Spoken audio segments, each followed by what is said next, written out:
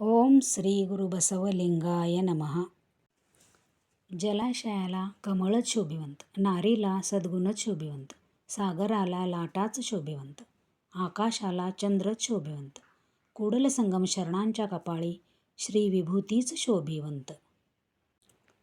जलाशयात निळे आकाश, ढग, झाडे प्रतिबिंबित होतात.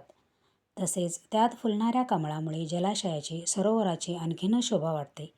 स्त्रीमध्ये सद्गुणाचा ठेवा असणे फारच महत्त्वाचे आहे. केवळ बाह्य सौंदर्य मुख्य नव्हे, आलेल्या पाहुण्यांचे आदरातिथ्य, दासोहाची भावना, सहनशीलता, सात्विकता वगैरे सद्गुण असणे महत्त्वाचे आहे.